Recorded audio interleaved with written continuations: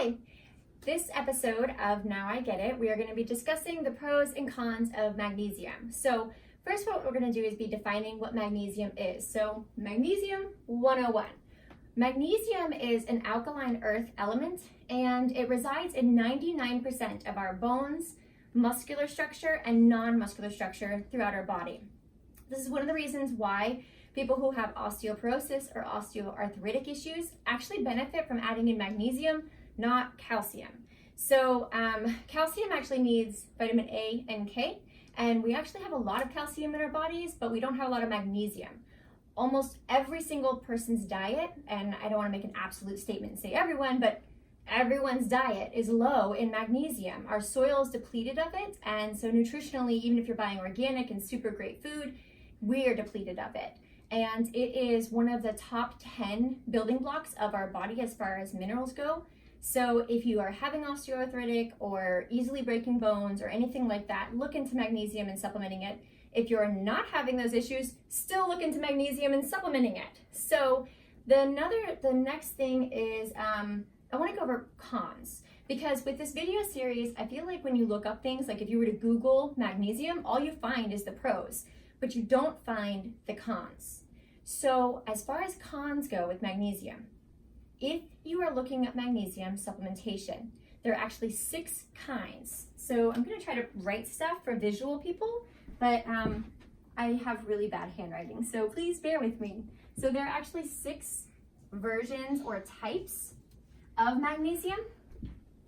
Finding the right match is usually the hardest key. So there are people who will supplement with magnesium and their hearts will race or they'll have heart palpitations, those kinds of things.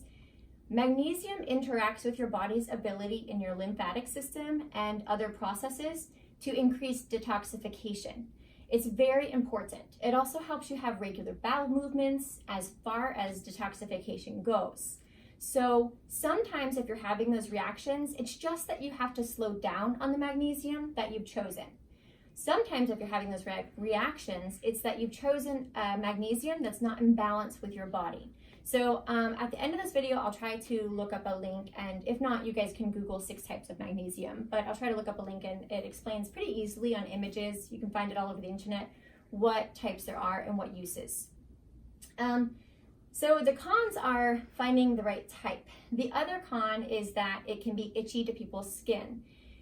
There are 2 schools of thoughts. Dermatologists believe that the reason why it's itchy to your skin is because its pH is 7.5, yet the pH of like Epsom salts to compare is 5.5 to 6.5. So the ideal is that because of the pH and when you're putting it on topically, it can be irritating to the skin.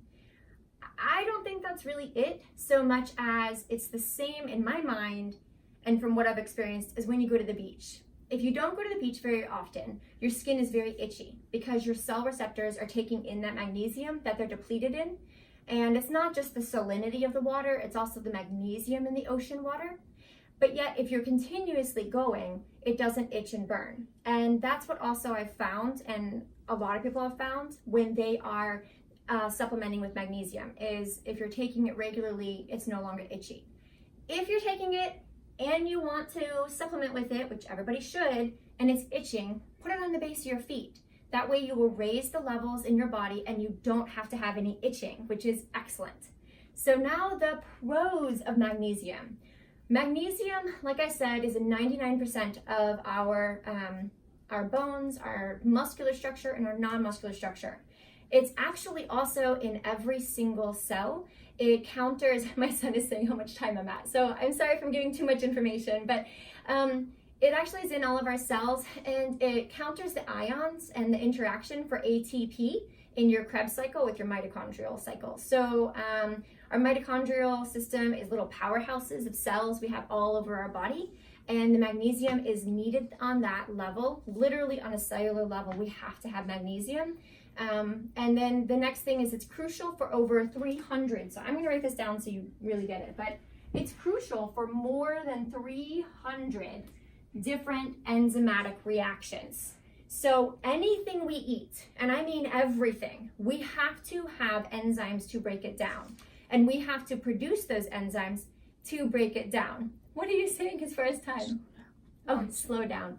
I do go really fast. So everything we eat, we have to produce enzymes to actually break it down and then turn into the methyl cycle of what we do with it. So magnesium is needed in over 300 different enzymatic reactions.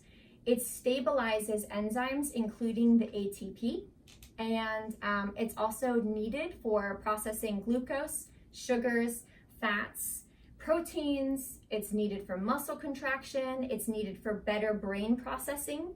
It's crucial for our central nervous system. So you think like happy hormones, that kind of thing. It's crucial for that. That's why a lot of people find that just supplementing with magnesium spraying on the bottom of their children's feet or on their children or on their feet each night allows them to sleep better, allows them to have regular bowel movements and detoxing. It also is crucial with methyl groups. So what that means is, some people have heard of this. I know, I'm trying to put in the information in. He keeps telling me I'm taking too long. So if I'm taking too long, you can cut it out. If not, here's the information, so here. But some people have heard of this. It's MTHFR. That is not a swear word. It's actually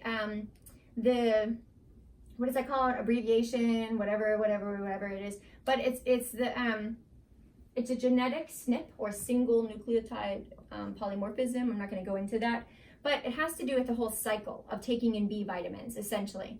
I guess I should be doing this because cycle goes that way. So, but it has to do with the entire cycle of taking in B vitamins, and then from the B vitamins, what we do with the other vitamins, what we do with our nutrition, and what we do to, after enzymes, breaking down and using the things that we take in as far as nutrition. So it's crucial in that as well. It also balances your heart rate. It's great for your stronger synaptic connections in your brain. And, oh, one other thing. So, you know, most minerals in our body, we're very mindful to keep them in balance, right? We don't want too high or too low because they interact with other minerals. Magnesium is one that you actually want in excess. And I will link the study, but we actually want excess. I'm gonna write that down too, because that's really important. We need excess magnesium. The reason why we need excess free magnesium is because it's constantly being chewed up by our body on a cellular level, and we need it for cellular regeneration and literally the creation of new cells. So it helps your entire body on a cellular level out. It's very important. Trying to think of what else. Oh, and oral supplementation is not usually bioavailable. I talk to a lot of people that say, I'm taking magnesium and it's not doing anything. It's because you're taking it orally, and so it gets kind of stuck in your GI tract and then just excreted out of your body. So the one that I recommend is transdermal. You put it on your skin, and if it's itchy, again, put it on your feet. So this is the one I recommend. It's Ancient Minerals. I'll link it. William, you don't have to worry about it. I think your finger's over the thing though. Oh, okay. Well, I guess I can come up. Is that good? Yeah, okay. And literally, you just have to spray it, and that's it. So that's about all you have to do. So you can spray it on your feet each night. You can spray it on before you go to work, whatever you want to do. For the people who I know, shifting gears, who take TRS, please tell everyone who is doing any kind of detoxing protocol to be supplementing with magnesium, especially if you're doing TRS. TRS is a wonderful cellular detoxification. We need to be adding in magnesium, everybody, but if you're doing TRS, please be sure to tell anyone who's taking it, or if you're taking it, please be adding in magnesium into your routine. There are magnesium sprays made by this. It's actually a gel that has MSM. That's MSM is the flake version of DMSO, which is dimethylated sulfoxide. That's like a liquid version of sulfur. And what they do is they add hydrogen peroxide to it, and they make it into flakes. Then they can add it to things like the gel.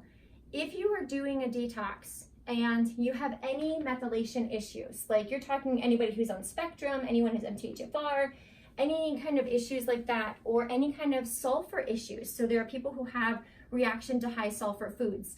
Stay away from MSM until you work to heal and open those detoxification and processing pathways. After you open those pathways, then if you want, you can add in MSM. But in the beginning, just using TRS and magnesium is a huge thing. And my son says that's it, so I'm sorry. I can't talk anymore. So see you next video. And now you get it. Just kidding, I'm not done. Okay, so we are back to the same one of Magnesium 101. Now I get it with the pros and cons. But my son brought up a good point. I really do know what MSM is and DMSO. So this is the liquid version. My son wants me to come up close. It's a really dirty bottle, so I'm sorry, but I use it regularly. I add it to things to make them intramuscular. So if you add this to something, it makes it intramuscular. I'm not recommending people use this. It'll burn your skin, it's super potent, but this is what it is, just to like let you know. This is what that is when you are talking about MSM. So these are the flake versions of it. I don't know. He wanted me to show you guys. So I'm showing you guys. Do you see? Okay. So this is MSM. This is what's added to this when they made it into a gel. This is super great as well. What are you coughing for? Disgusting. Oh, he's saying it's disgusting. This is super great as well for you to have, but again, if you have any sulfur or methylation pathway issues, yeah, stay away from it, because it's going to, here's an example. Okay, so essentially, all of these pathways, when you're looking at methylation pathways, I guess the layman's terms that I use for people is it's like hoses through your body, right? Like things are coming in and they're going out. If those pathways have some kind of reason that they're compromised, right? Instead of getting into epigenetics and genetics, but if they have some reason why they're compromised, it's like a kink in the hose. And so if you are putting that in there, it's going to try to flow through that area, through the sulfur pathway, and it's like plunging it really hard. And so you're going to have reactions that are very difficult for your body, as opposed to bringing balance to your body. You have to clean out that hose first, as opposed to like super plunging it to do so. The reactions that you're gonna have with this in a gel, or this given to children who have spectrum issues, or anyone who has sulfur methylation pathway issues, is you're gonna have like, your ears are gonna turn red, you're gonna have issues with like you getting sick and throwing up, you're gonna feel nauseated. So it's almost like it hyper makes you detox way too fast. So stay away from it. And now I can say, now you get it, magnesium, yay!